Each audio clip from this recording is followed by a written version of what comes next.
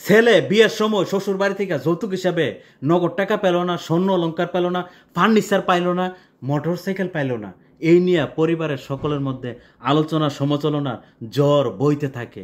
পরিবারের সকলে মিল্লা এক কথায় বউয়ের এই জীবনটাকে অতিষ্ঠ করে তোলে। শাশুড়ি মা 24 আওয়ার বউর কানের নিচে ক্যাসেট বাজাইতে থাকে। এক কথায় শাশুড়ি মা পুতের বউর জীবনটাকে অতিষ্ঠ করে তোলে। শাশুড়ি মা গো, ছেলে শ্বশুর বাড়ি থেকে যৌতুক হিসাবে কিছু পেল না, এই নিয়ে আপনার মধ্যে আলোচনা সমালোচনা। ছেলে যে বউয়ের দেন মন পরিশোধ করতে পারলো না, এটা নিয়ে কি একবার ভাবছেন না চিন্তা করছেন? ছেলে শ্বশুর বাড়ি থেকে যৌতুক পাওয়াটা গুরুত্বপূর্ণ ছিল না বউয়ের দেনমোহর পরিশোধ করাটা গুরুত্বপূর্ণ ছিল? আপনার ছেলেরে মানুষ করতে গিয়া বহুত কষ্ট হয়েছে, অনেক টাকা পয়সা খরচ করতে হয়েছে। আর মেয়ের বাবা কি মেয়েকে লালন পালন করতে কষ্ট হয়েছে না? টাকা পয়সা খরচ করতে হয়েছে না?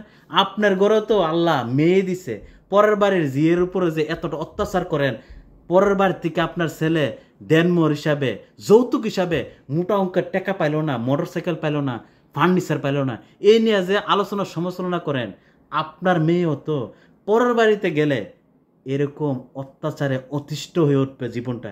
একবার কি চিন্তা করছেন না ভাবছেন? যারাই পরের বাড়ির আশায় এভাবে ভিক্ষুকের মতন হাত পাইতে রাখেন, তাদেরকে আমি বলতে চাই, পরের বাড়ির আশা করা আর পরের বাড়ি থেকে ভিক্ষা নেওয়া সেম কথা। যারাই শ্বশুর বাড়ির থেকে কিছু পেলেন না, যৌতুক হিসাবে কিছু পেলেন না, এই নিয়ে বৌদ্ধের উপর অত্যাচার অবিচার করেন, আপনারা তো মানুষ না, মানুষ নামে কলঙ্ক। আপনারা তো হাত পাও আছে, আপনারাও তো নিজের জীবনকে, নিজের বাড়িকে নিজেই প্রতিষ্ঠিত করতে পারেন।